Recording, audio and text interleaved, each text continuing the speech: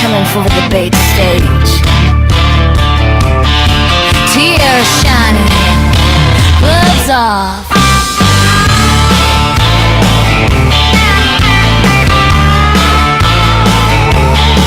She's loud, she's brash, she'll kick some liberal ass. Facts like bullets, she don't miss. Got the receipts, got the list. They scream bigot, she just grins. Drops the truth bomb, watch them spin. She don't fold, she don't bend. She just keeps coming back again. They bring feelings, she brings fire. They cry victim, she calls liar. Mic in hand, heels on the floor. She's ready to settle the score. She's the tiara of terror, queen of owning the left forever. Wearing rhinestones and red, white, blue, she'll dismantle your whole crew. Tiara of terror, crown on tight. She's winning the argument tonight. Tiara of terror, yeah, that's right. They say privilege, she says try again. Built her own way, no government friend. She's pro-life, pro-gun, pro-freedom ring. They want pronouns, she wants everything. They clutch pearls, she drops the mic. Taxation is theft, watch them spike. She's got logic, she's got steel. Makes their whole narrative peel. She's the tiara of terror, queen of owning the left forever. Sparkle on the outside, blade on the inside. She'll make them cry and then she'll smile wide. Tiara of terror, crown on tight. She's winning the argument tonight. Tiara of terror, burn it bright. They call her mean, they call her cruel. She just laughs, I'm nobody's fool. You want safe space, go hide in the corner. She's coming for the border, the wallet, the order. She's the tiara of terror, liberal tears are her favorite flavor. Tiara shining, debate stage burning. Every point she lands, their world keeps turning. Tiara of terror, crown on tight. She's winning the argument tonight. Tiara of terror, yeah, that's right. Tiara of terror, good night. Tiara of terror, don't bring feelings to a facts fight. Yeah, she's coming back tomorrow night.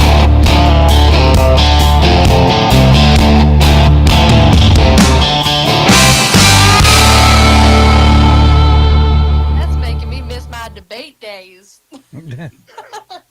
Good evening, everyone. Welcome to a special edition of the Truckers Channel, along with the Truckers Independent Broadcasting Network.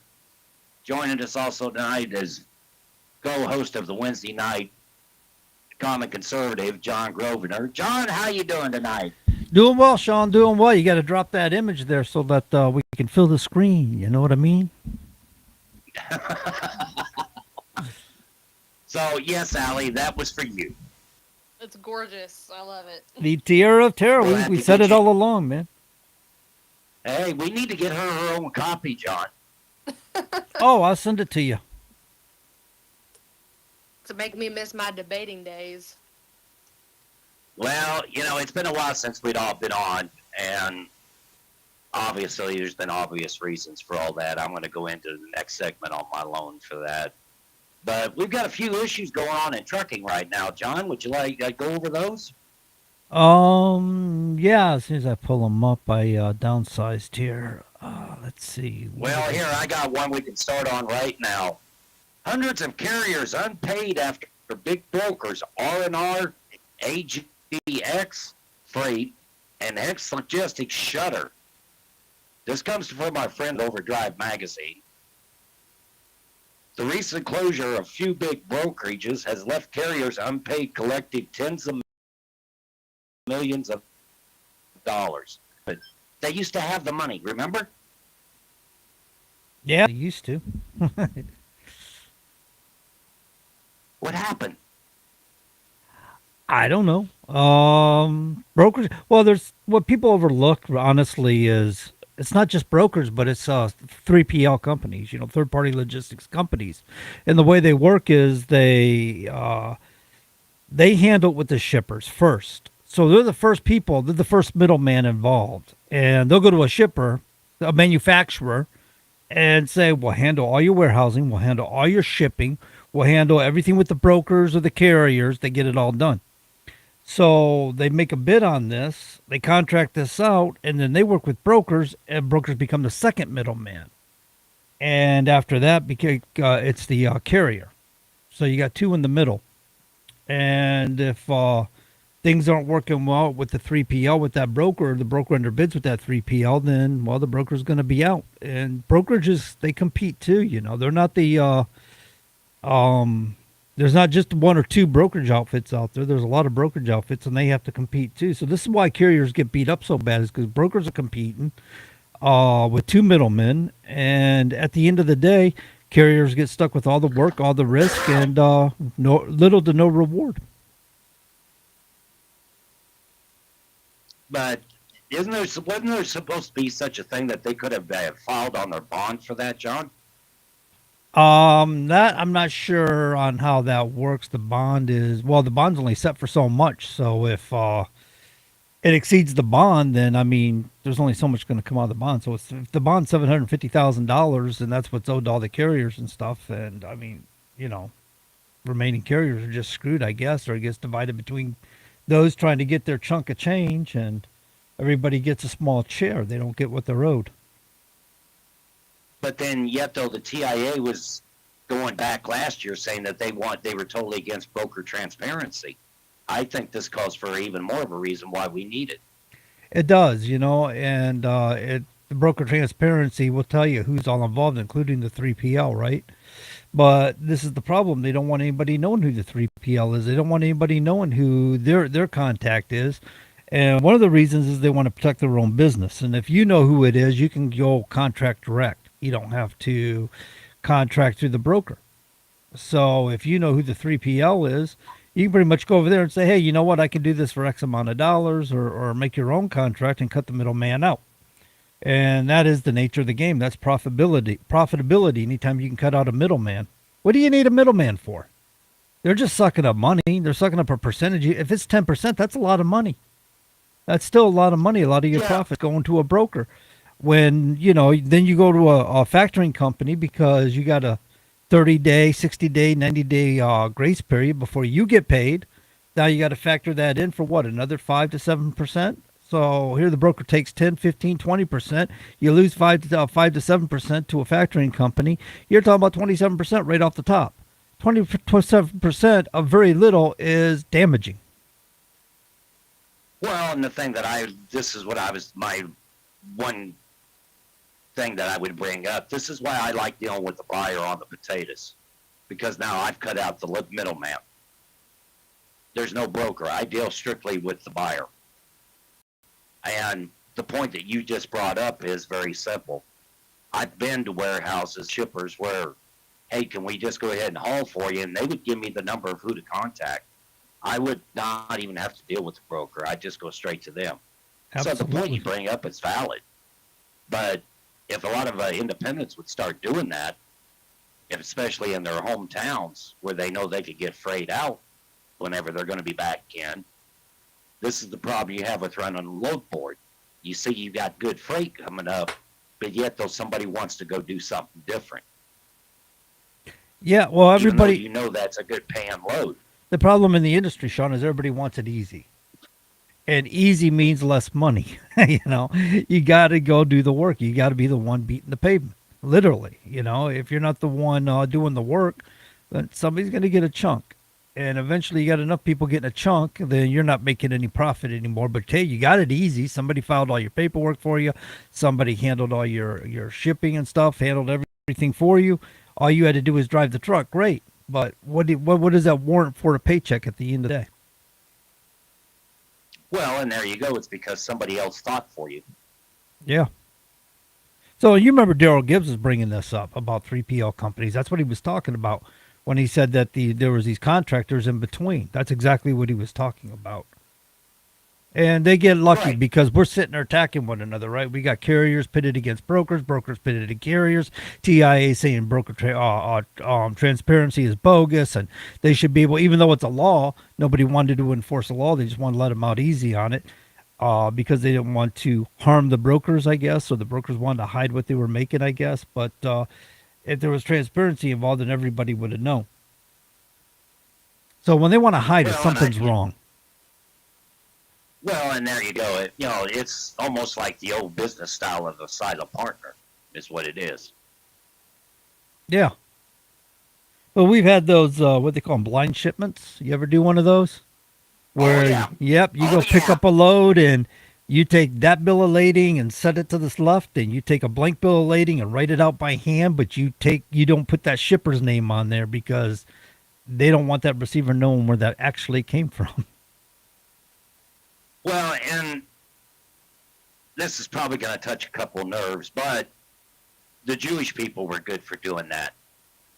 This one didn't get along with this one, but he needed this one's product, so they would ask somebody else to come in, step in, and there was a little percentage of the cut, like you were talking about, Oh, yeah. and that's how they got along. Yeah, I never heard it That's put that way exactly how they before, go but along. there's a lot of people out there selling a product, and they're getting it wholesale, and they're selling it as if it's wholesale, but they're marketing up some, and they're selling off to the retailer, and they're the middleman. And if they ever figure that out, the retailer, then well, they're going to want to go shipper direct, aren't they? Well, and that's the main thing I dealt with in Youngstown. There was always blind shipments. Yeah. We'd have a coil that was supposed to go to Cleveland, but then all of a sudden we took it over to Hubbard, Ohio, Yep. because it got bought over there. So when you get told that you're buying you're getting a load and this is where it's supposed to go, but the bills say different, chances are you probably have got into some type of blind shipment. Yeah. Well, not necessarily. I mean, there's people that just have different warehouses, and they got purchasing agents at this particular facility for all other warehouses, and I mean, there's that too. Well, yeah, I mean, I'll give you that. You're right. But usually in what I've dealt with, it's always been some type of blind shipment coming across. Yeah, usually, well, you'll know because they'll tell you, do not give them that bill of lading. Whatever you do, you get a new bill of lading and write it up, and make sure that's the one you give them Right, and you turn everything in. to your office. Yeah, Yeah, They'll they will handle tell from you, there. no, you turn everything in here. We will take care of the rest. yep. Well, John, here's another little something we can talk about. Are you ready for this? All right. Oh, let me get back to it here. Oh, you're going to love this. This is so special. I even sent a message to Allie's dad about this the other day. Hundreds of comments weigh in on FMCSA exemption to allow truckers to use paper logs instead of ELD, Oh yeah. courtesy of CDL Life. TDL Life. Well, I just go to the Hundreds federal of people register have on that. commented. Hundreds of people have commented on an exemption request under consideration by the FMCSA that would allow professional truck drivers to use paper logs to manually enter the record of duty status. Now, how is that going to work with this year's safety blitz if they get this? Well, I'd imagine it's going to be the same if they get this. The thing of it is, they're not getting it, Sean. So they're not going to get an industry-wide exemption on that. We all know why. There have been 440 comments when I opened it up this evening, and it's up to 473 now. Comments received on this issue, but it is a congressional mandate. So can they do an industry-wide exemption? I'm sure, under certain circumstances, yes. But I don't think there's anything out there that's going to give them certain circumstances that they can do an industry-wide exemption. However, it's also this organization. What's the name of this organization? Federation of Professional Truckers, which I happen to know who Matt is over there. I've spoken with him in the past. And so they're whoever belongs to the FOPT, if this goes through, their group may get the exemption. But industry wide, I don't think so. So they asked in like two parts. They asked for themselves, but they also asked for industry wide. I say give it to them. You know me, man. But I say give it to them industry wide, but I don't think they'll be legally able to do that. Well, and the main thing that we've always thought about with the ELDs, John, was it's the broken hours of service with electronic monitoring device. It is. That's always been our. That's what we've always stated ever since you and I started doing this together.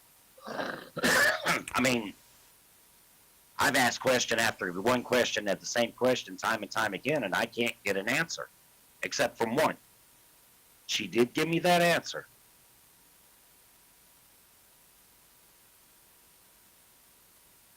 But we've said this in the past. They gave us broken hours of service with electronic monitoring device, and we were scheduled to fail. Well, they wanted that for multiple reasons. I mean, if you're invested into technologies, telematics devices, you're going to make a lot of money off this. And it did bolster the tech companies a lot. Some of them were like Verizon, PeopleNet, maybe Qualcomm, many others. But the other issue is they want to bring in automatic autonomous vehicles, and they wanted the data from us in order to obtain that information so they can establish the autonomous vehicles. There's a lot to autonomy.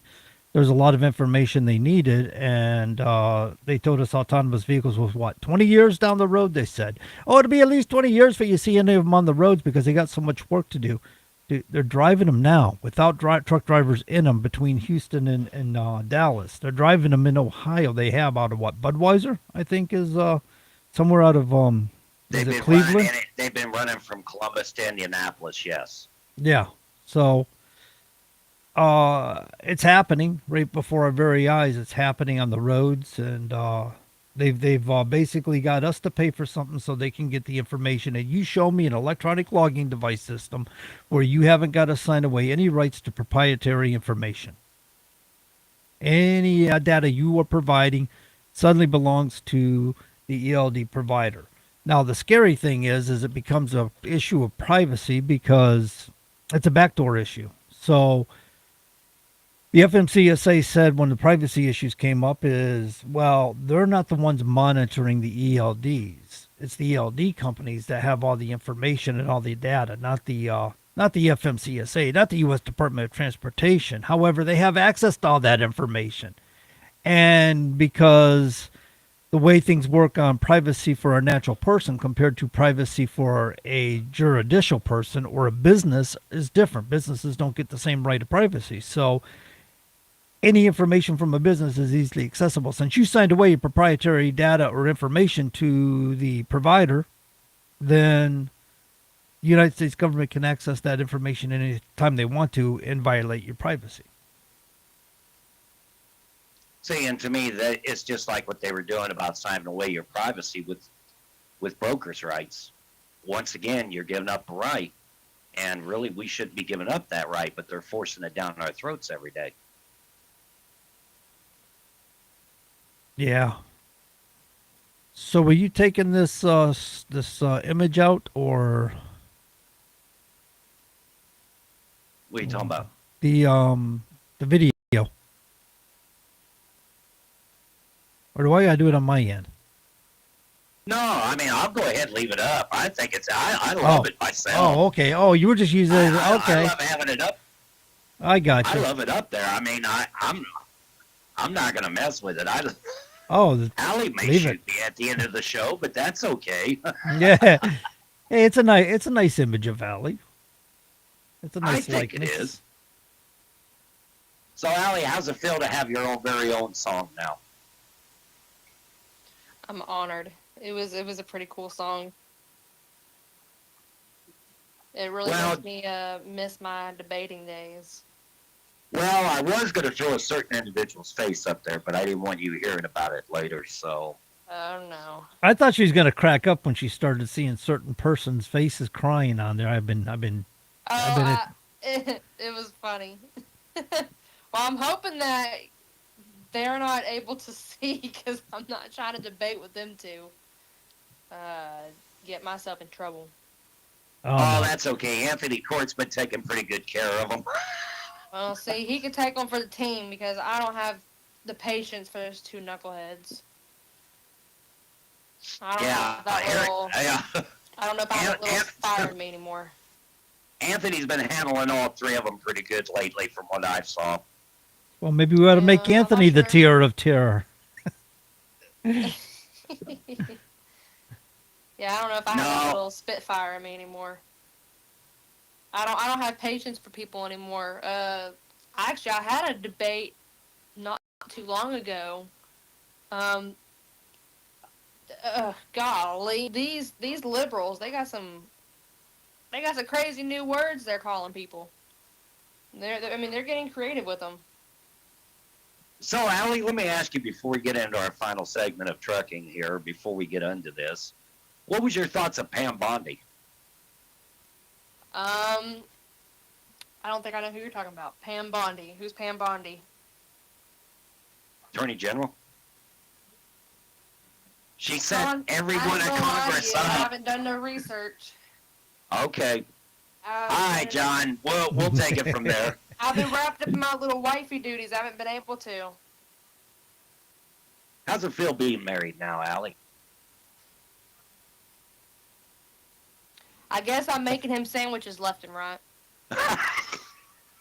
Oh, he married a sandwich maker. Yeah, I've done promoted to sandwich maker. I know I said before that I ain't making no damn sandwiches for him, but You know, there I go. still got that picture of you making a sandwich. Yeah, well, I guess that's now part of my pay. It's making sandwiches. I just keep that one on the down low because that was supposed to be a so-called family joke. Yeah. That's what you call it, an inside joke. Yeah. Oh, I've got a few pictures of Allie like that. I just don't make them public to anybody. If they do go anywhere, they go into Discord.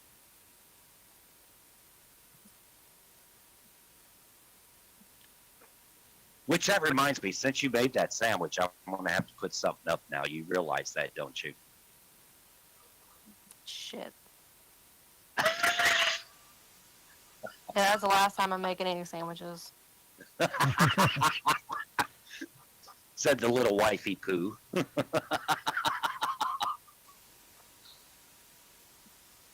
All I ever wish for you out of that alley is happiness. That's all I've ever wished for you out of that wedding. As long as you're happy.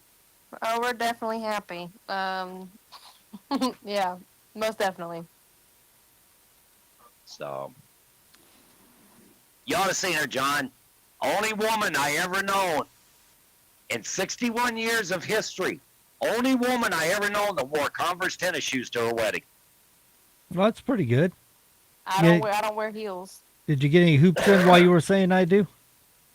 Do what? Did you get any hoops in while you were saying I do? One more time? Did you get any hoops in when you were saying I do? What do you mean hoops? Basketball. Basketball. Dunks. Oh. She didn't get the verbiage. So anyway, it's kind of like a play on words, right? I mean, like, so you got married. It was a slam No, dunk. John, but actually, John, I can tell you. Yes, she did because she was in a hoop. Oh yeah, my little petticoat. She was wearing a hoop dress. Oh, see. So she did get in a hoop.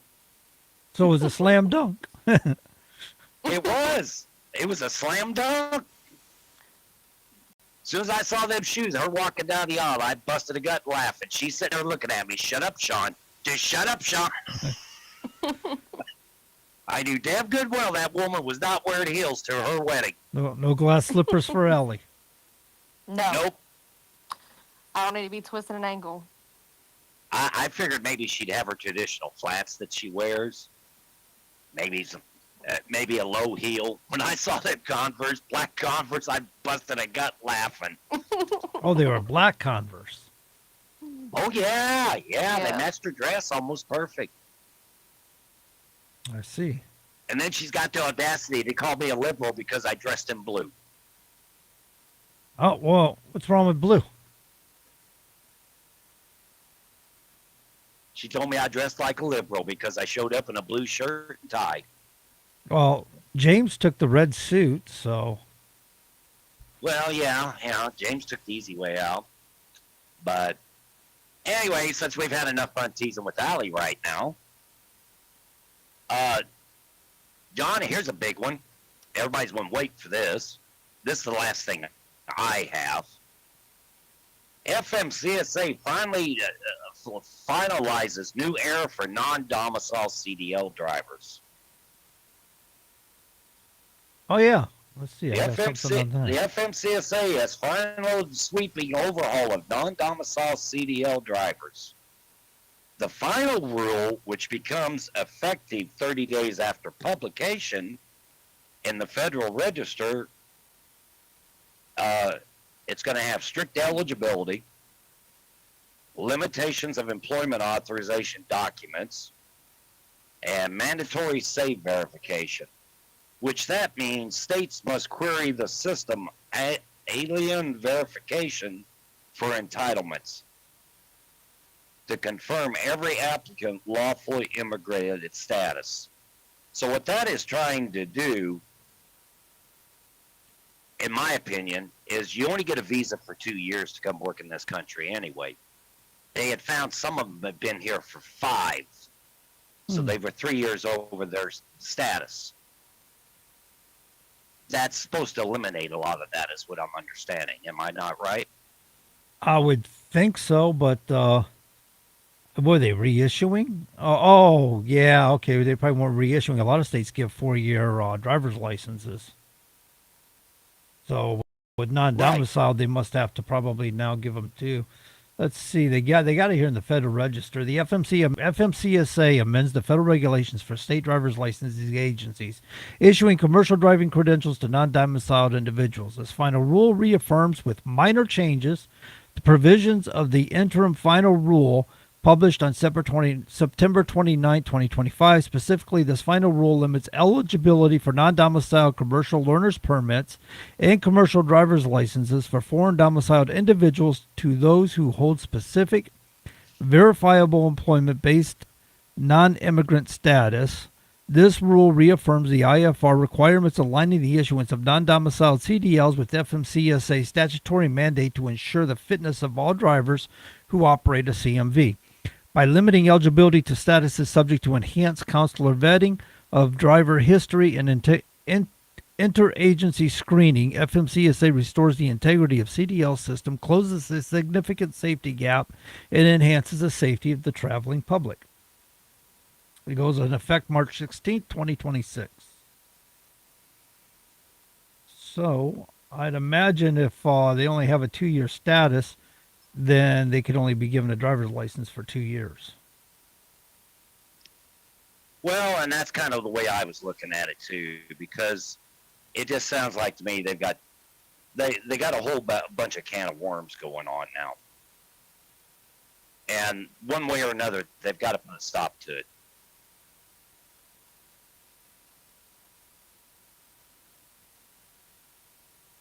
Yeah, I was trying to imagine. see if I could find a little bit more. But so far, from what I understand from all this, this should pretty much put a stop to a lot of it now. Yeah, so they're looking for things like the issuance of licenses to individuals whose safety fitness cannot be adequately verified by SDLAs, and the reliance of employment authorization documents. So they have to make sure they actually have the proper documentation, as to where some states just kind of handed out licenses like they came out of a Cracker Jack box. And to demonstrate eligibility for non-domiciled CDL, which has proven administratively unworkable and resulted in widespread regulatory noncompliance.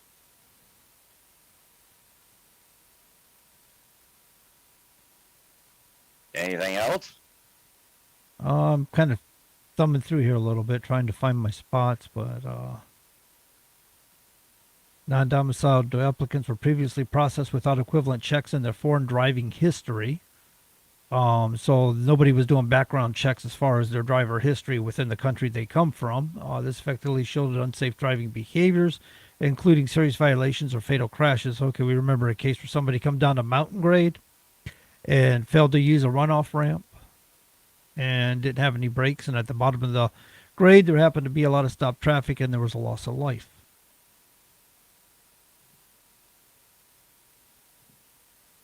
Uh-huh.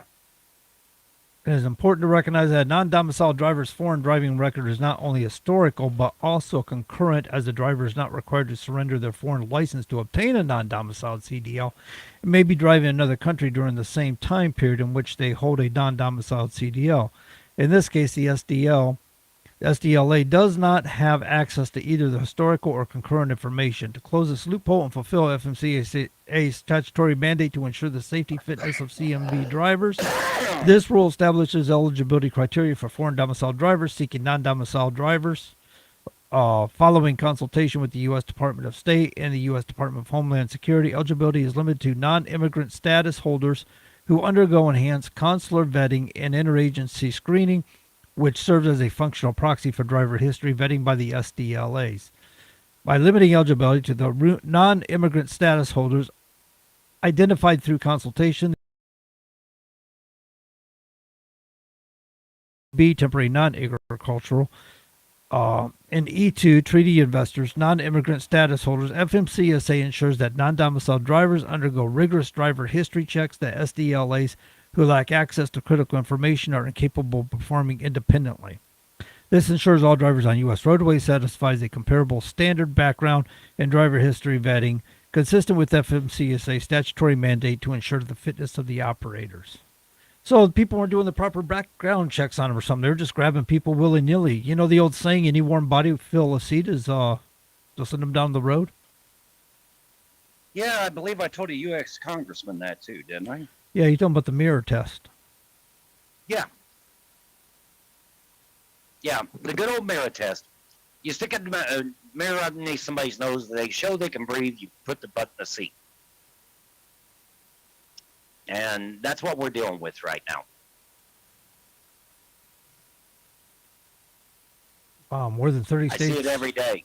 More than 30 states have issued tens of thousands non-domiciled CDLs contrary to federal regulations in this regard. Wow, 30 states. Wonder what color states they were. Blue? Well, and I'm also finding out, and I just found this out this week, when I left out of Minnesota, 3 drivers were pulled out of their trucks by ICE.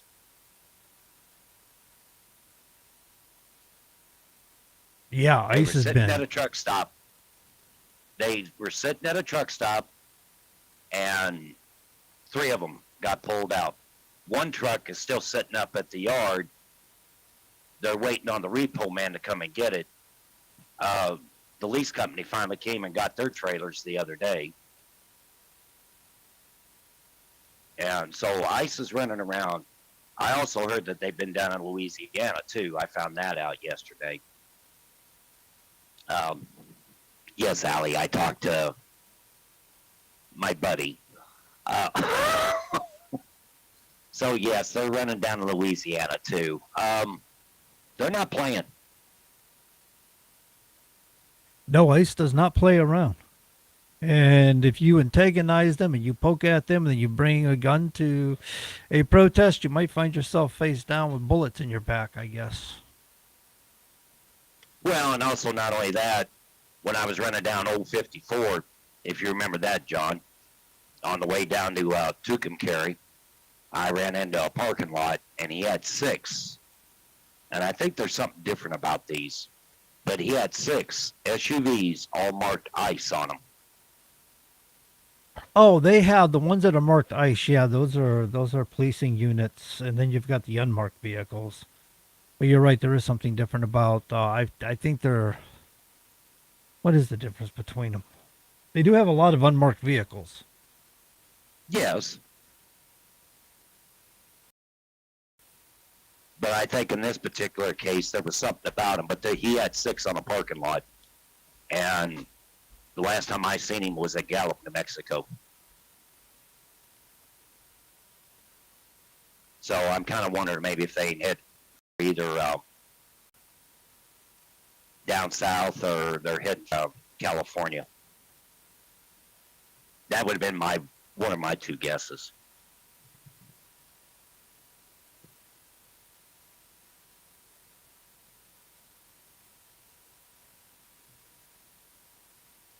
So what else we got going on? Nominations, man. Let's see. Last thing I have is the Federal Motor Carrier Safety Administration is, let's see, soliciting nominations for membership to serve on the Motor Carrier Safety Advisory Committee, or otherwise known as MICSAC.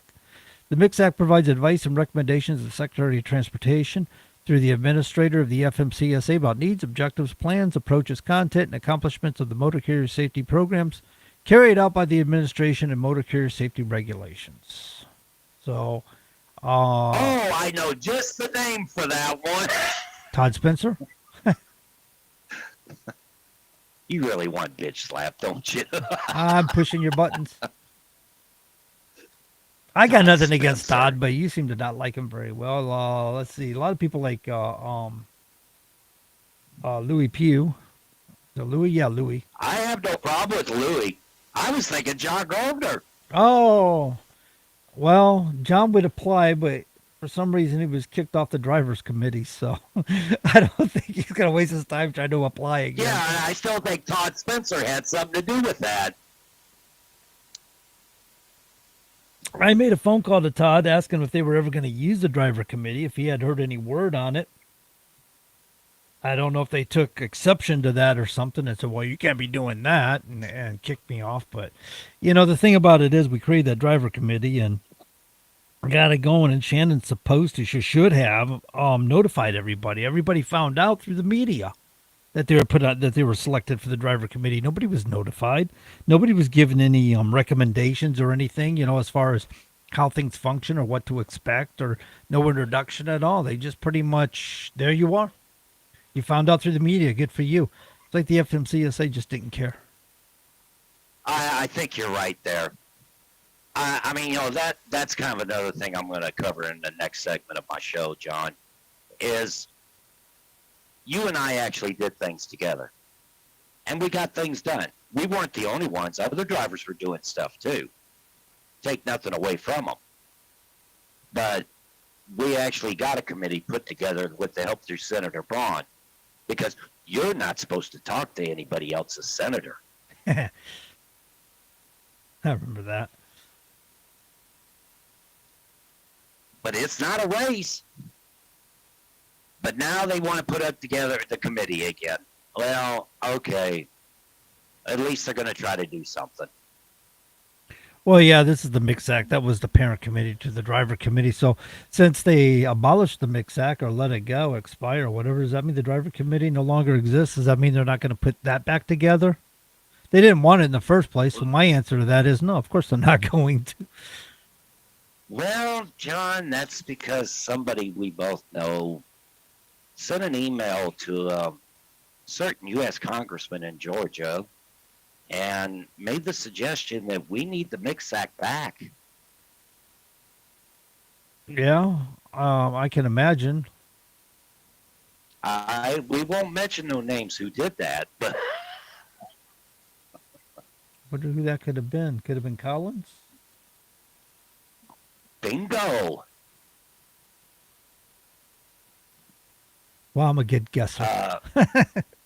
I'm telling you. But yeah, somebody we know was sent an email off to Collins. Yeah, with the Biden administration, they subsided the MICSAC and driver committee because they were doing the women advisory board, and they were doing the lease task force. I have nothing wrong with them wanting to work with women in trucking. I really don't. I don't have a problem with it because they do have just as much concerns as we do out here on the road. The problem I have is the way Pothole Pete done it. Yeah. Well, why did they get rid of the other two committees? I mean, were they not just as important? And now it's all snowballed on them. Yeah.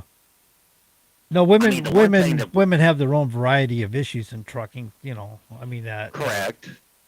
may be tailored to their needs or something or concerns. So I agree. I understand that, but yeah, it seems to me the other committees are just as important, though. Well, and the thing that I looked at the most was, I mean, they give these positions to people that really have no responsibility being in that position. I'm sorry. Do you really feel Robert Hutchinson needs to be FMCSA director just Oh, because yeah, just because she can? that's always problematic, Sean. I mean, I think Duffy was probably a good pick, right? He was a CDL holder and things like that. He understands transportation, so being a former senator, he was probably a good pick for Secretary of Transportation. He was fitting, but that's one of the problems. You know, the And he, people that support a U.S. president get these special nominations. You know, they get selected for these positions, and or you know, it's a buddy of a buddy sort of thing, and yeah, you're right. Somebody who understands waste management probably doesn't understand crap about trucking.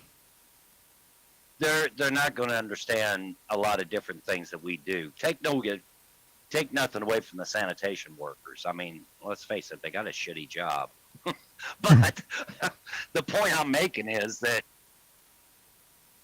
they may have to follow the same hours of service, but they're not going to be out on overnight hauls. What do you mean a Democrat, Greg?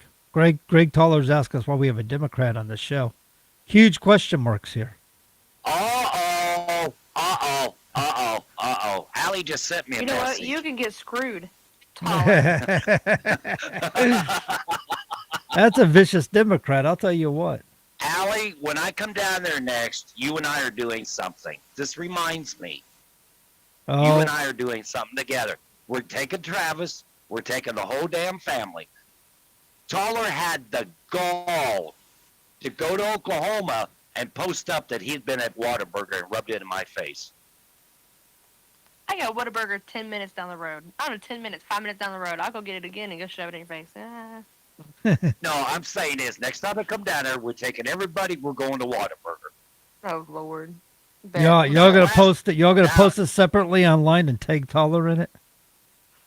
We are. You ought to heard what he had said. I was supposed to tell you things at the wedding, Allie. Huh?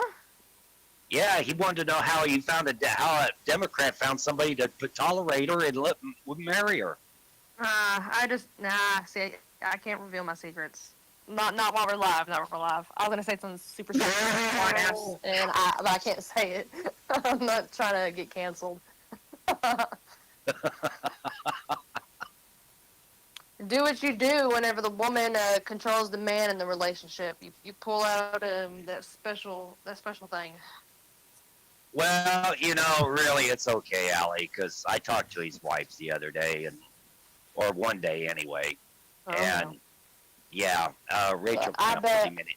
Rachel kind of put him in his place. Strap?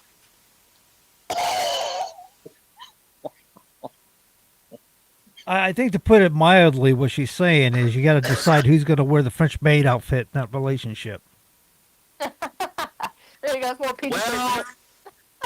Well, according to Rachel, she had him making dentures because he was her little bitch since she was making the money. Let's not air out his marriage. It's okay, Tyler. Oh, that was aired out on Facebook. Oh my God. Lord have mercy. Rachel's a good woman. I love her to death. She really is. That woman is true Kentucky if I've ever met one. She is. I have about the same respect for her as I do your own mom, Allie. Yeah. Let me hop off of here, Sean. I got a couple things I got to do. I got to start dinner, and get a shower and get ready for a few things. So, Hooked Oh, up does with that me. mean you're Y'all making have- sandwiches now? No, I'm not making sandwiches, damn it. Sandwiches are not on the menu. Open face is still a sandwich. I don't know what I'm making yet, but it's not going to include bread.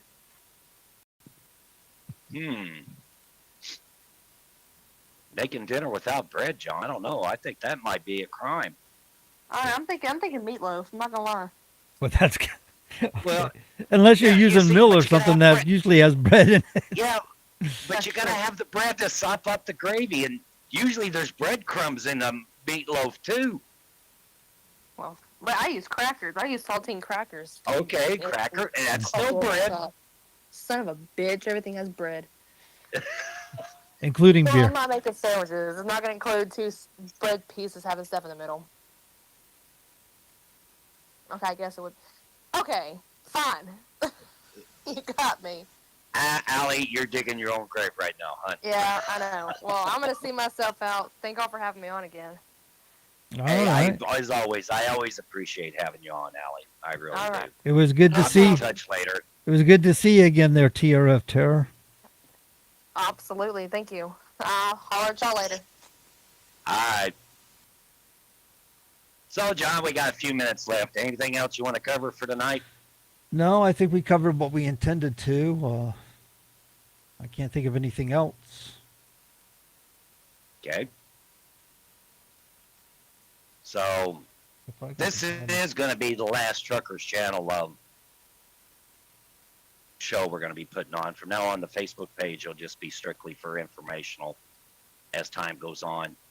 As you heard tonight, Allie's got a life going on now being married. She's very happy with it. My schedule's getting pretty tight and on certain things. So we're going to wipe it up. But, John, I appreciate you coming on tonight. Yeah, man, it's been fun. I mean, shared it right back over to my channels and stuff, and picked up a couple viewers there. Okay, I could do that. No, I said I did So, that. Yeah, I could do that. Well, and the thing of it was that, and this is kind of, fuck it. I'm just going to go through this shit.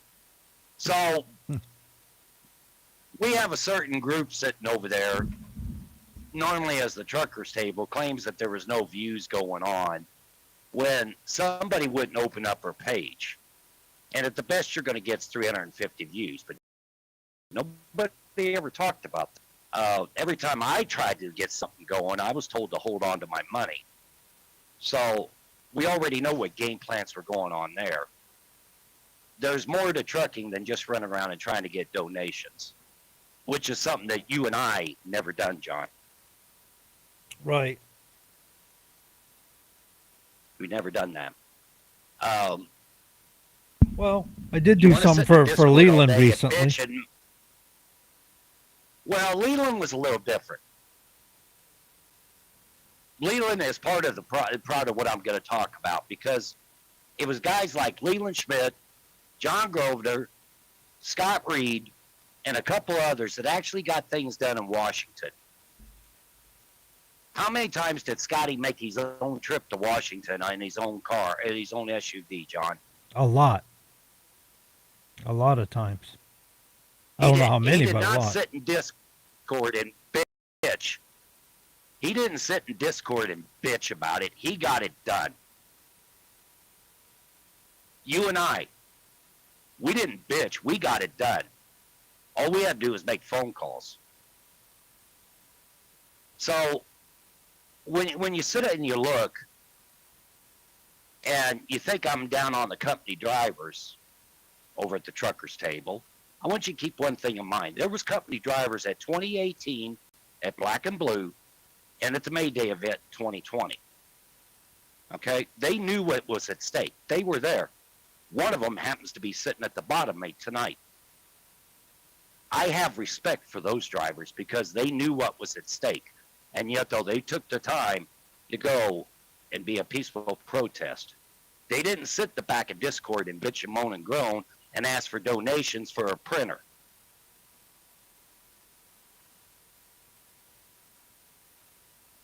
And one other thing I'd like to bring up, I do not and will not ever ask any any individual that is in broadcasting that has any kind of political interference to get somebody's brother out of jail.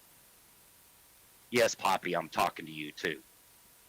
I don't know what happened between you and Debbie. I don't know. I don't care. I don't want to know. But it sure is awful funny when I didn't do that, you quit calling me.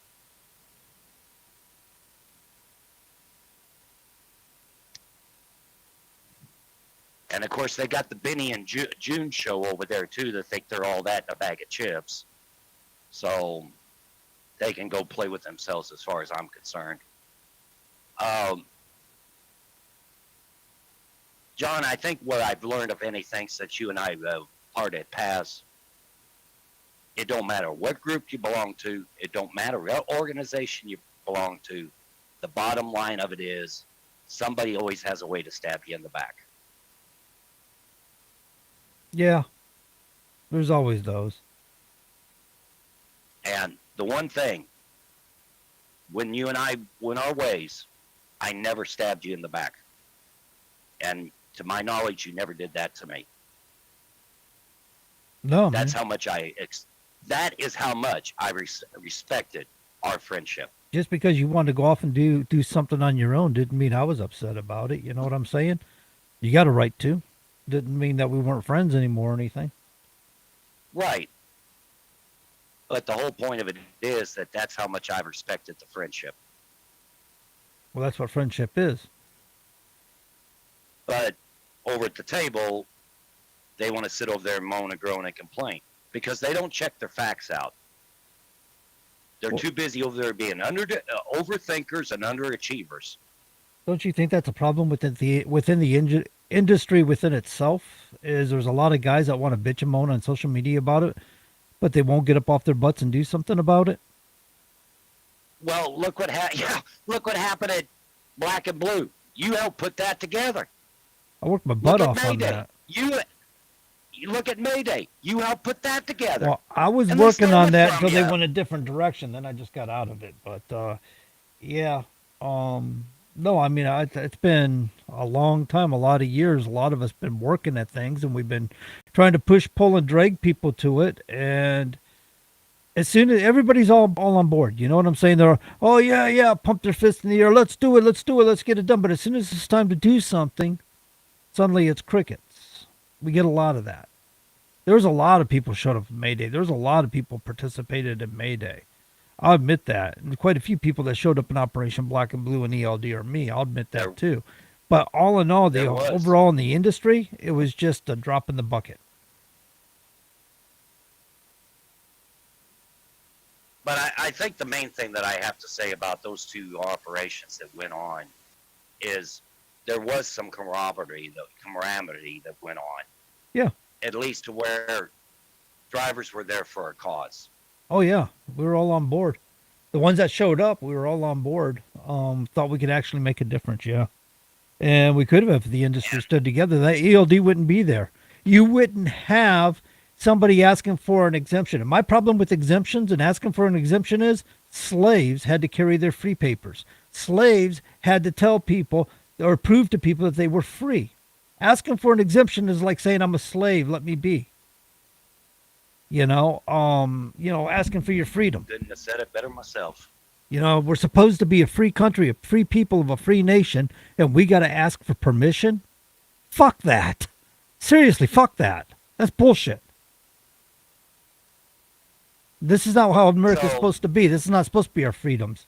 You know, people sit there and whine and cry about it, but they don't want to get off their butts and do anything about it. They want to sit there on social media like they're doing something. Social media is nothing. Talking about it, whining and crying about it, got nothing done. You got to get off your butt and get in their faces. You got to make them feel your pain. If they don't feel your pain in D.C., they don't know your pain. They don't understand your pain. They're only going to serve the corporations they've been serving all along. Well, and another thing about social media, John, and I think you'll agree with this, they're thinking by posting something, either one or two things. A, first of all, they're doing something because they're putting it out there in the public. And two, they're taking a shot in the dark and taking a gunshot at it to see if some politician on social media will see it. Yeah, well, politicians watch social media. They have for a very long time. But it's like the old But days. You know what the king did? He would put people in the pubs to listen to what people were saying and go back and report to him what the public was saying. Big deal. You made it publicly known, but they don't have to care because you don't make them care. See, corporations lobby. Corporations pay their bills. They're paying for their campaigns. There's a thing called corporate capture. Corporate capture is when corporations are got control of the president, got control of Congress, and got control of regulators, and they're getting their way. And that's what we're seeing here. That's why we got an electronic logging device. That's why we've got all these problems in the trucking industry. They've done nothing to fix trucking. Parking studies for 30 stinking years, and they did nothing for parking for truck drivers. But man, they're out there just vying for frickin' autonomy now. And they're saying it's all because truck drivers couldn't get their act together. It's all because truck drivers were unsafe. Well, you didn't give us a means. They didn't give us any opportunity to be safe. They never offered us any real parking. They looked at us. Well, we were on the shoulders of the off ramps, in the entrance ramps, in the rest areas, and they gave us the finger. Basically, that's what they did. They gave us the finger. They did nothing for us. But now they turn around and say, this is why we need autonomy. For fuck's sake, man. That ain't right. well, That ain't what this country's well, about. well, John, and that's the one thing I will say about Governor Braun, at that time senator, is at least he made a phone call to Governor Holcomb, and some of the scale houses did have to get opened up for parking. Oh, yeah. To this day, that is still effective. So when you drivers go through Indiana and you have to park at a scale house for your time off, be sure you think of us, John and I. I remember that. We're the ones that made that happen. So don't tell me that we ain't that important. We may have put a small piece in there, but at least we got something done. We didn't sit in Discord and bitch. And I'll be damned if I'll sit there and call somebody mama. I had one mom. The only one other woman that gets that right, and it started out as a joke, is in Texas. And that's because she's earned my respect.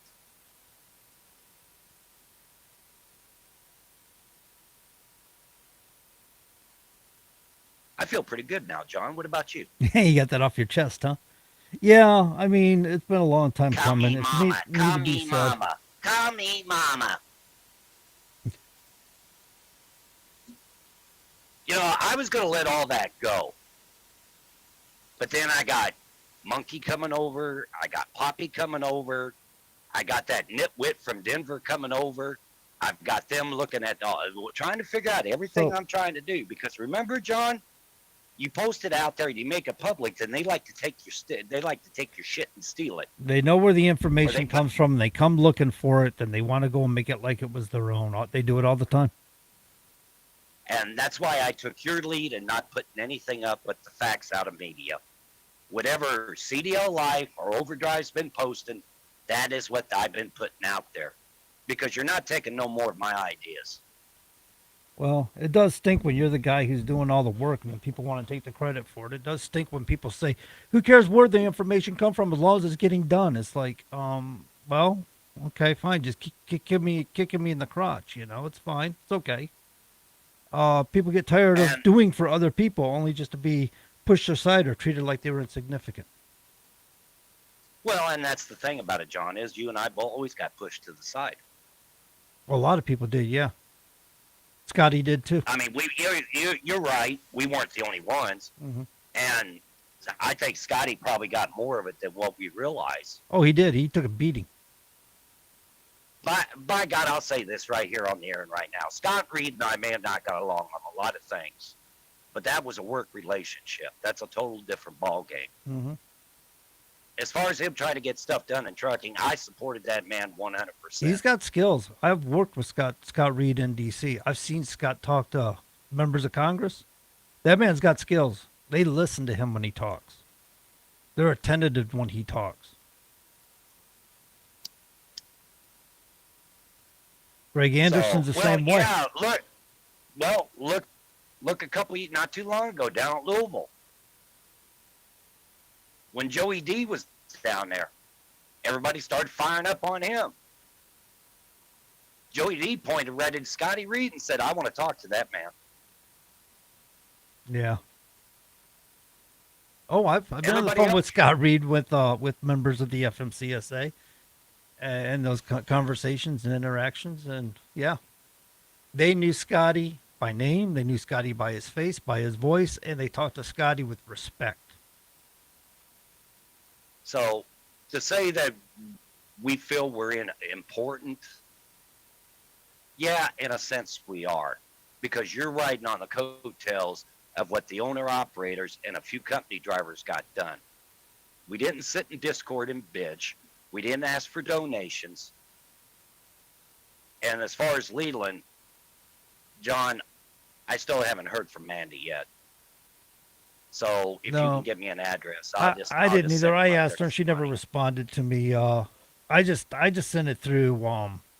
I just sent it through the donation link and paid the extra cost for the fees, so he would get the amount I intended for him to get, and that's the way I did it. I can send Leland a request for his address for you if you want. I would appreciate it. I mean, it ain't going to be much, but I'll give him a little bit of help. Absolutely, man. I mean, I'll here's give him a another one who little busted his bit. butt. He and Lisa busted their butts. Not always mostly appreciated, but they worked hard for a lot of years. And Well, so I you will would say think that the this about industry would appreciate them better, you know? I'm looking at how much they were given from the industry and how many people donate. I'm like going, that's very little amount for people that put a lot into this industry, put a lot of care and love into this industry. well, the Schmidts took a lot of grief too. Yeah, they've taken their share too.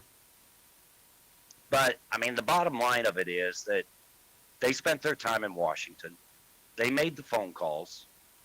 They went and saw politicians just as like everybody else that was involved. You and I really, well, you saw more than I did. All I did was make phone I've been calls. to D.C. with the Schmidts. Yep, I've sat in offices with the Schmidts and talked to members of Congress, and they've done a good job. So anything that you all over there at the table are bitching about right now, some things got accomplished because of the people mentioned on this podcast tonight. And the only reason I'm bringing up the ones that I know is that's the ones I worked with the closest. Now, John, you and Scotty, I worked with pretty close on. Yeah. You know, we've had our But group. We had our own little internal group and stuff, and we did a lot together. but don't be sending me threatening messages like you did, Mikey. All because you took something out of Well, context. what you're describing here, Sean, to put things into perspective, is there's too much drama and not enough action, not enough coming together, not enough that unity everybody likes to preach. And you brought up right there, right there it is, John. I sent a message out and I said, your people are getting out of hand. Do something about it in short. And it turned into fucking drama. That's it in a nutshell. Greg, you did it the right way. Greg just said, I may not talk about it. I still do work at talking to DC.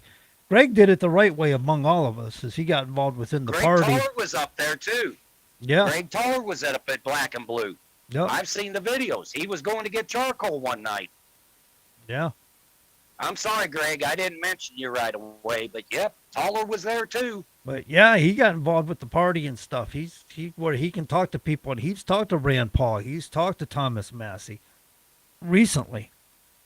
He's talking to a lot of different people about trucking issues and things going on in the trucking industry. He's made good contacts. Toller's done a lot down in Kentucky.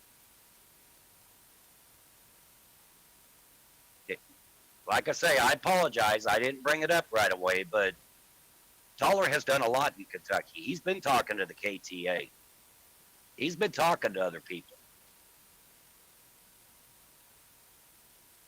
Matter of fact, he's been working with a guy on his campaign. Maybe the next senator to replace McConnell. That's good. Yeah. We need it. Now, if we can get rid of Bashir and get somebody that's got some common sense, we'll be all right. Kentucky gets so screwed on that. Yeah, what's your thoughts on Bashir, Toller? They can. Inquiring minds want to know. They got something in common with New Hampshire here. You know, we can get conservative members of Congress and a conservative governor here in New Hampshire on a state level, but we can't get them on a federal level. And I think Toller is the opposite. He can get them on the federal level. He can't get them on the state level. Well, and one thing I've noticed about Toller, God, don't get a big hit on me now, Craig. But the one thing I noticed, Toller will go to your face. He will talk to you. Oh, he's not afraid to. For a little short guy, a little bit smaller than me, Toller will go up and ask. He's not afraid to pop the questions. When he say, "Oh fuck that dumbass," he's talking about Bashir. Freaking Toller. I haven't talked to him for a while. I probably ought to give him a call. Yeah, he's still there. Do what? He's still there. If you got his new number, I think he got a new number here a couple months ago. He did, but I end up. I don't have it right now. But I sent him an invite to come up. While we're live, I can announce too. By the way, if anybody knows him, his name comes to mind. Dan, his last name, Dan Kors, Daniel Kors, is running for office in Indiana. Really? Yeah, to my understanding. Dan Kors is another one that's been out here as an owner-operator and independent. He knows how to run things. See, this is the part I have a problem with, John. You want to sit and bitch, but when did you last buy fuel? When did you last make a payment? When did you last have to buy truck parts? Just a bunch of turnkey drivers. Get involved. Start doing something for yourselves. Stand up for your damn selves. Quit acting like a bunch of drama queens. Yeah, there's enough drama in trucking. Toller, give me your new phone number. I'll bring you up if you want to come up. Or give it to John. I know he got one. He didn't update you his phone. Wow, Toller. Wow. See, you forgot him. He forgot you. Toller saying He's send just him a pissed link. off over it.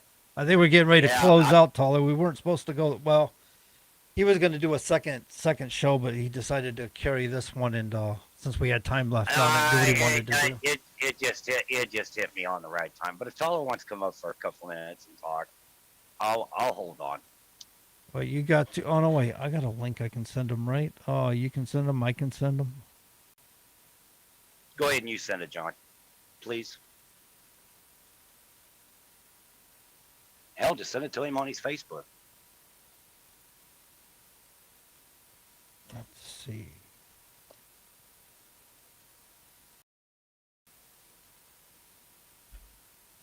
I turned off my tab because it's starting to get noisy. I'm getting threatening phone calls.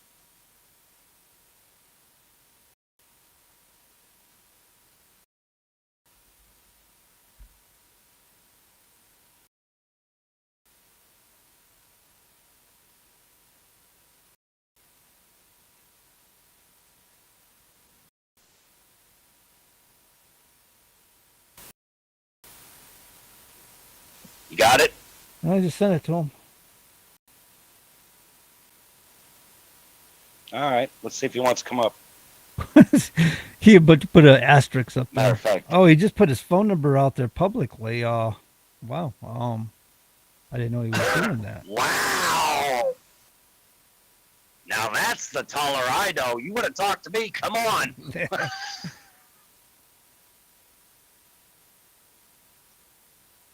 Oh, jeez. I'll hold for him. All right, what else we got here on this? Talk about all the drama queens and trucking. Well, I mean, the one thing of it that gets me the most about it is you got somebody over there that wants to be a leader. You got somebody that wants to show ownership of something, and yet though they turn right around and all they want to do is moan, groan, and bitch. And guess who we got coming in now? What's going on? The man, the myth, the legend. I don't know about that. How you been doing, Greg?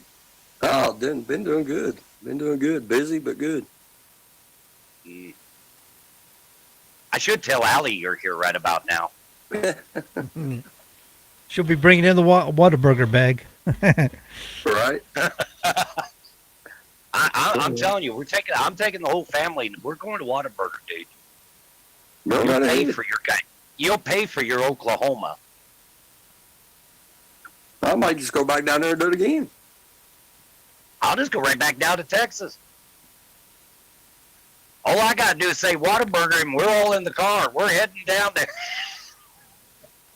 Right? First, there was the night with who was? Oh, yes.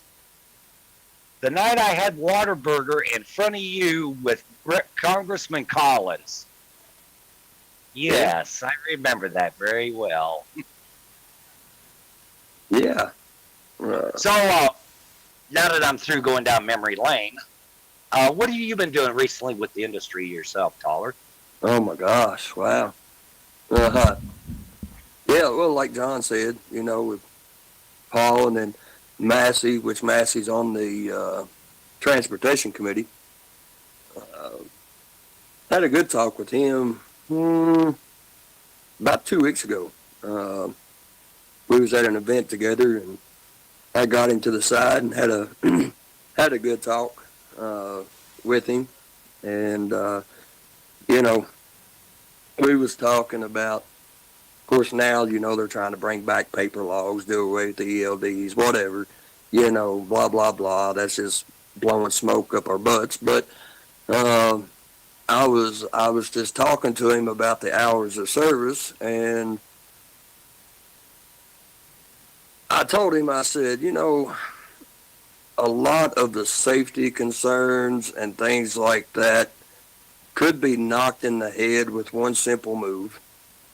And I told him, kind of like, well, if the 14-hour clock would just go to the wayside, give you 11 hours to drive in a 24-hour period at that point, you could shut down during rush hour, get you 3 or 4 hours sleep, get back up, run the rest of your 11 hours, we're good to go.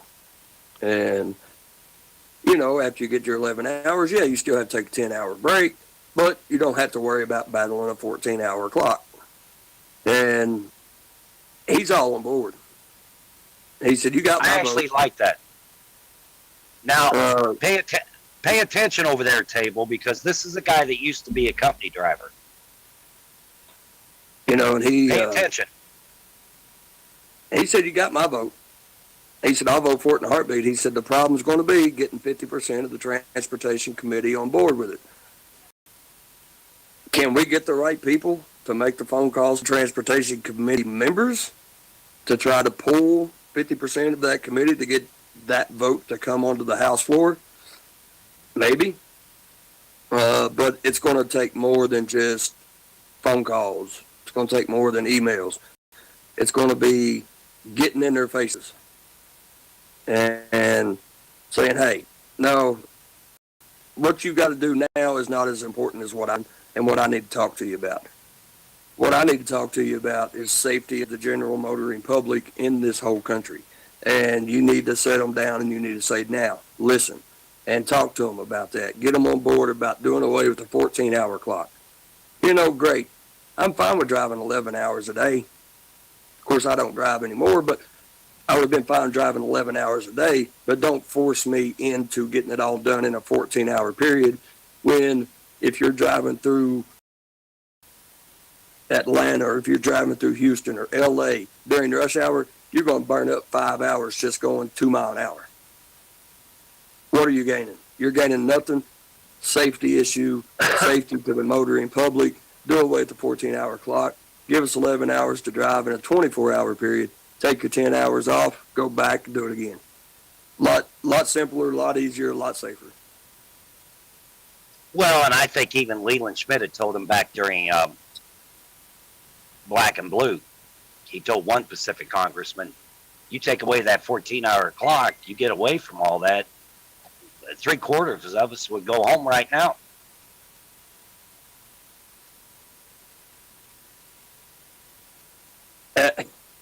We tried to tell him back in 18 that 14-hour rule is what's cutting us.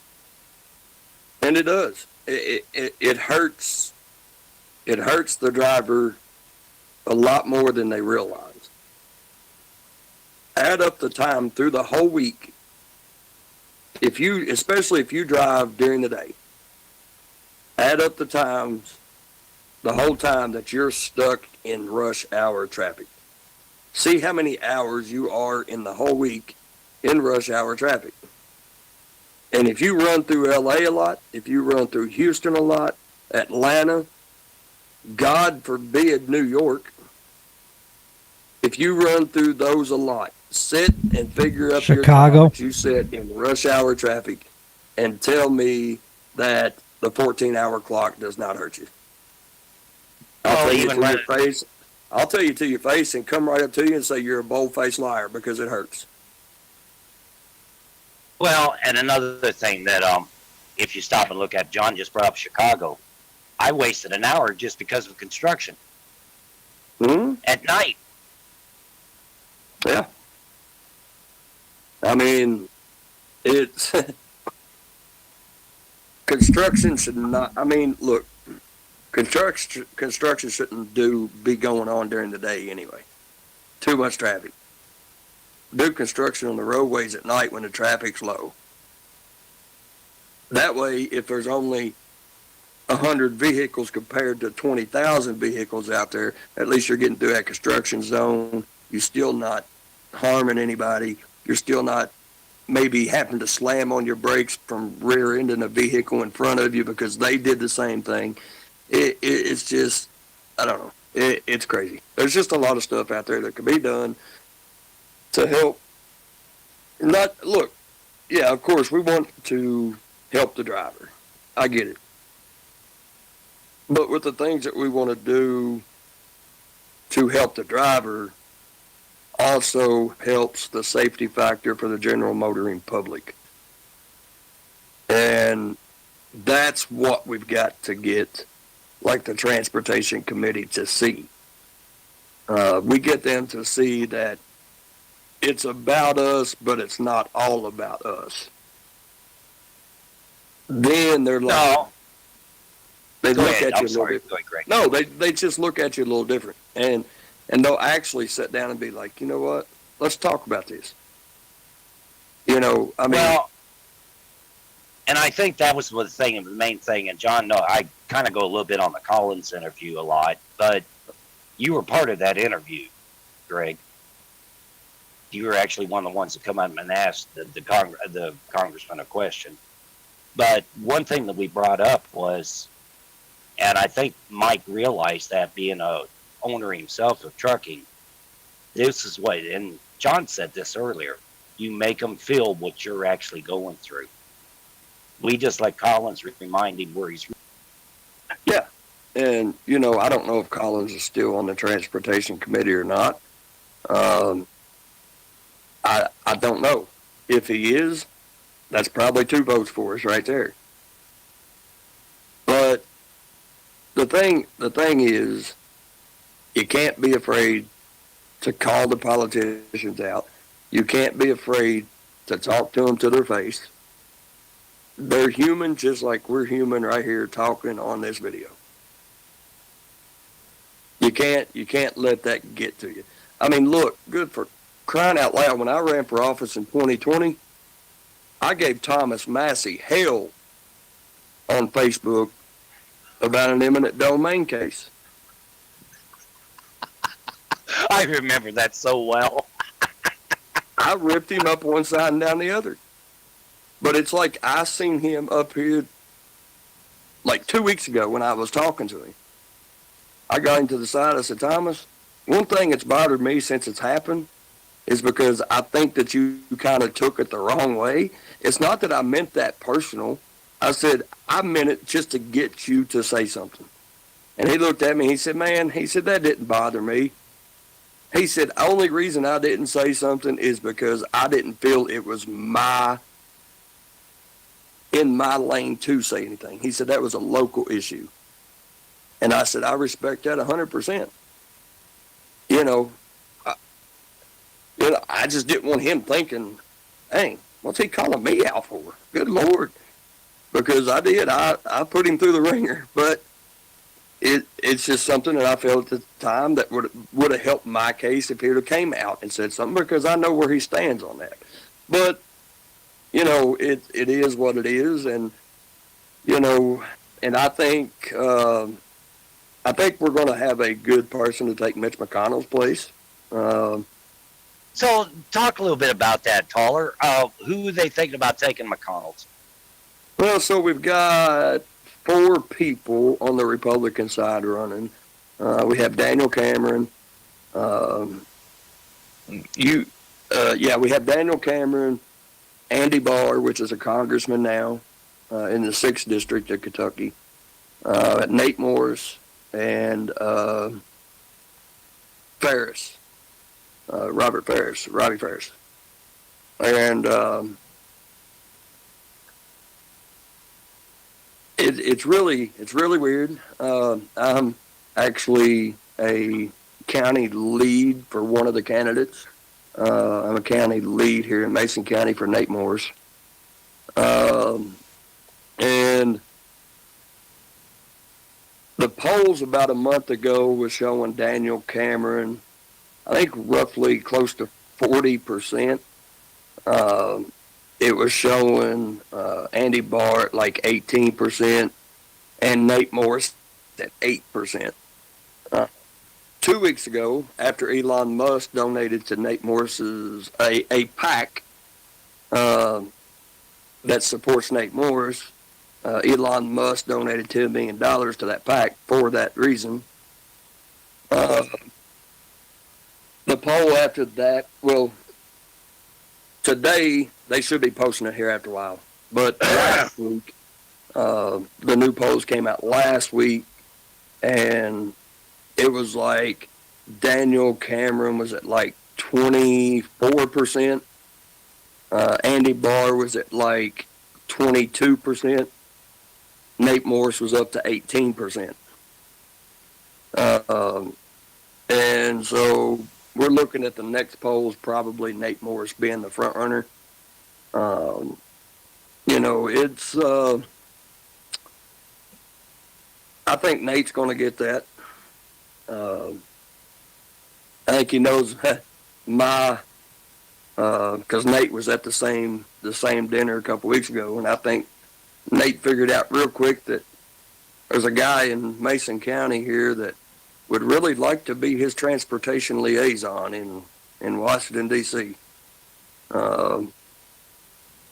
And, it's, I told him, I said, I don't know every aspect of the transportation industry.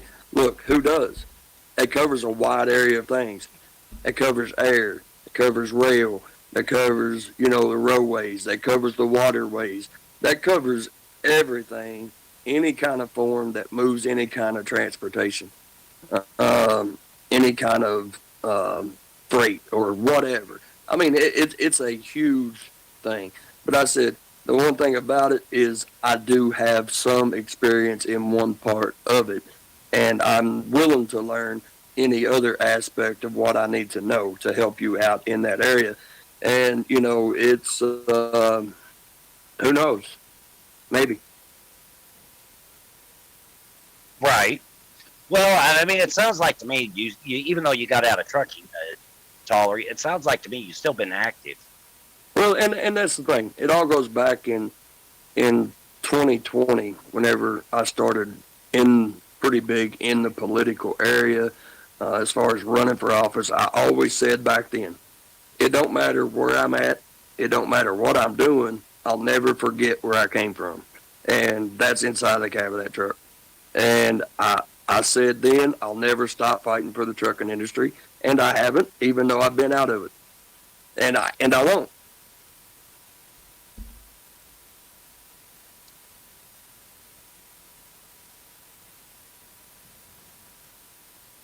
I got a little surprise for you, I think, Taller. Uh-oh.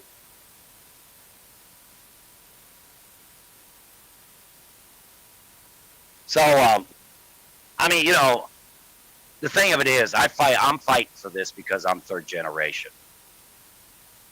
That's the reason why I'm fighting for what I'm fighting for, because I'm looking at the future of the way this industry's going. Taller, I got a surprise for you.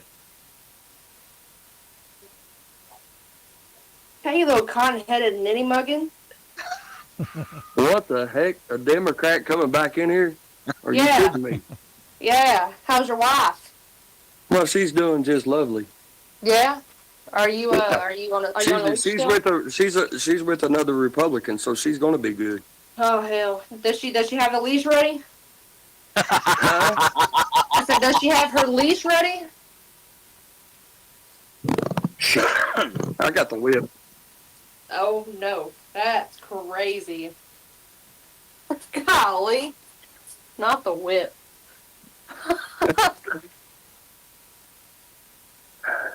Oh lordy, Democrat.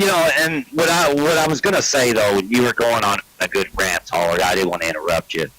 Is there's nothing wrong with I hear people 30 and 40 years old. They're afraid to talk to their representatives. But yet, though, I've got a 21-year-old who are ready to debate with any Republican or anybody that we brought on the podcast. It's Yeah, I ain't scared.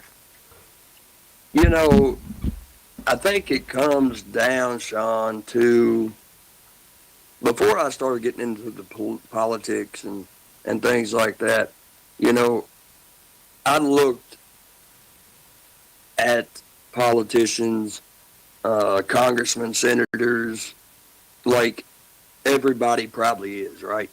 And that is, well, they're in this position. They're supposed to be representing us. They're not. So why do they even care to even talk to someone like me? And I'm not even anybody of influence, right? And so I never said anything. But once I got into the political aspect of things, it opened my eyes completely in a totally different way. And it's like, these people are just like a bunch of little teddy bears. You can talk to them. You can sit down and have a general conversation with them. And they're not really that hard to talk to. Like I said earlier, the only thing you have to do is you have to open their eyes and show them that you're legitimately coming to them about a true issue that they may not see. They may not see that. Why? Because they're in Washington most of their days of the year. And what's in Washington? Right down the street from the Capitol, you have your ATA. You have the FMCSA. Just like you're in Indiana, you hear most of the stuff in Indiana every single day because that's where you're from. They're in Washington. They have the APA. They have the FMCSA. They probably hear from them every single day. Oh, without question. Without knowing from us the true issues, they're going to go with what's drilled into their head every day. And that's what the ATA and the FMCSA tell them every single day. And without us being able to go up to them, shaking their hand, introducing yourself, and say, there's a real legitimate issue that I need to talk to you about. And don't be showing nerves when you do it. Don't be like, I don't know, coming across in a funny way. Look at them straight in the eye and say it seriously. When you do that, they're like, well, I need to listen. Well, and I think part of what you're getting at makes sense, because I got some flack when I first brought Allie over, and they thought she was just a pretty face. But Allie's proved herself, and she proved that she can handle even the tough questions.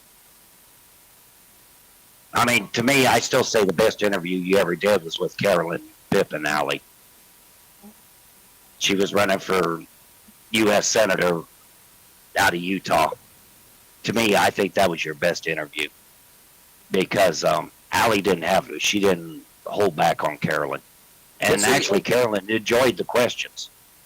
And I'm not knocking what you're saying, and I'm not going to knock Allie because Allie may think different, but a lot of people think, well, there's a difference about talking to someone on this video compared to in person. Well, and It's I like agree with that. What you're getting at, James, is putting people on a pedestal. And that's what a lot of people like to do. Right. They look at a member of Congress and they put them on a pedestal and they feel inferior to that person. And when you realize that's just a human being, you talk to them like a normal human being, you actually have a good interaction with them and they will listen. Yeah, absolutely. And so if you have them on a pedestal, the job when you walk in front, face to face with that congressman or with that senator, is to knock them off of that pedestal, knock them on their ass with the first sentence that you say to make them listen to you. Because if you go in and you keep them up on that pedestal and you're nervous, you're fumbling through your words, you're doing this and you're doing that, and they see you sweating or whatever, they're going to be like, what's this guy come to me for? You know, don't be nervous because they see it as if you're nervous or if you're fumbling through your words when you're talking to them, they feel like, well, this is really not an issue. Because if they can't come to speak to me straightforward without doing all this stuff, just like we're both human, it must not be an issue. It's not just that. They lose confidence. Them. They lose confidence in what you're saying. So if you speak with authority on the matter and the subject matter you bring forth, here's trucking, here's what's going on with trucking, and these are the issues we're having with trucking. It's not just me, but it's my colleagues and so on and so forth. They get a strong sense of feeling like you know what you're talking about. But if you're nervous and you're fumbling through your words, they lose confidence in you, and you don't want to break that. You want to definitely present yourself as confident and knowledgeable, so that they can trust in what you're saying. Yeah. I mean, Sean even said earlier, that I've talked to the KTA. That didn't bother me. Even though the KTA or the ITA or the NHI or TA or whatever, your state organization of the Transportation Alliance is all associated with the ATA. It's all the same thing. It's just your state chapter of the ATA. So I didn't let that bother me. Heck, that's who I'm fighting against, right? I go to Frankfurt. I go to the KTA office. I go through the front door, and I said, I need to talk to this person. Well, what do you need to talk to him about? I need to talk to him about this. I need to talk to him about that. I just go up there and I don't even think about what I'm saying. I start out with passion. I start out with a little bit of anger because if you're really passionate about something that's not getting resolved, what comes after that?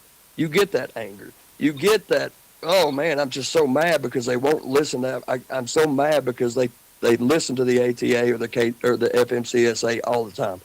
You got to go in with that fire.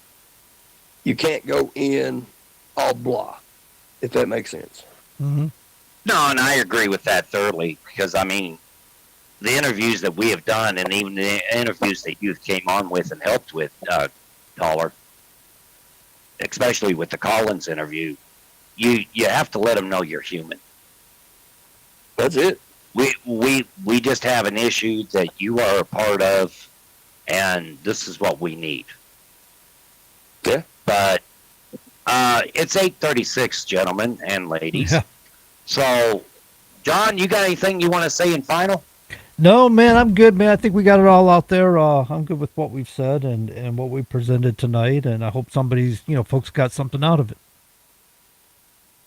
Dollar? Hey, stay at it, guys, and do more than just put a post on Facebook. Do more than just say that you're going to do something and then not do it. Guys, it's not that hard. Go. You don't have to go to Washington, D.C. to talk to your congressman. You can arrange a meeting whenever they're in town. Don't be scared to do that. Yeah, we kind of proved that, didn't we, John?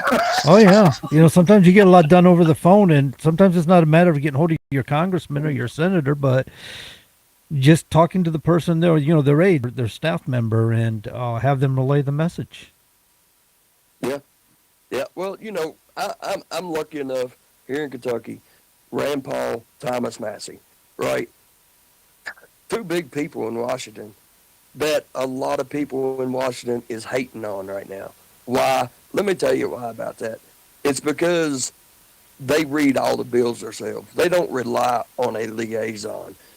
They do it all themselves because they want to know. They don't want to take words or advice from somebody that may be on a Rhino establishment staff and go that way. They read it themselves. And if they see something in there that they do not agree with, that they know that their people in Kentucky's not going to agree with, they're voting no, and they don't care. There's no amount of money that will change their vote, and that's why it is so easy for me to talk to Paul and Massey, is because they know that I'm coming with them with legitimate problems and issues on whatever issue that I'm bringing. And they know I don't care to call them out on it. And there you have it.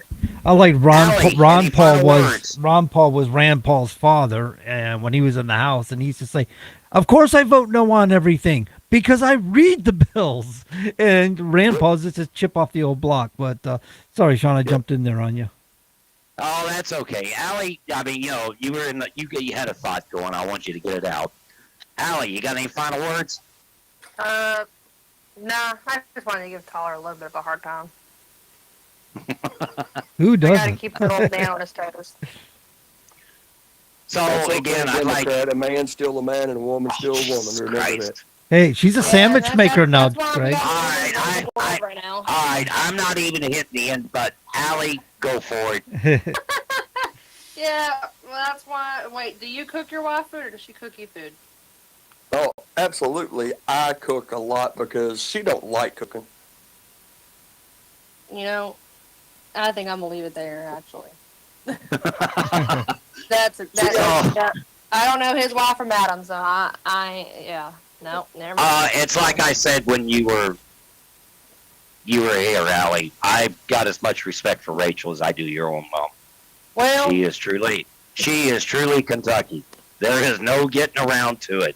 your wife needs to cook you a good home cooked meal. Maybe you'll respect women a lot more. So, I mean, I have totally nothing but respect for Rachel. Hey, So anyway, one of these days we're gonna be running the world. It's great. So anyway, John, I want to thank you for tonight coming on. Absolutely. Be sure to, if you want to catch John Grosvenor, be sure to catch him Wednesday night, 7 o'clock Eastern Standard Time. Common Sense Conservative with Chris Wyatt and Todd McKinley. They talk about things for 2 hours. And trust me, they get into very heated discussions. You and Billy are still doing something together, aren't you? Yeah, Tuesday nights, Patriot Confederation, 7 o'clock Eastern Standard Time. There you go. So, but this will be the last episode of the Truckers Channel unless something major comes up, and then we'll get involved. Oh, and one other thing before I leave. Mandy, you're not blocked. You still got Facebook. I just blocked you off TikTok because I don't want to watch your bullshit. And with that note, this is the Truckers Channel. What the hell?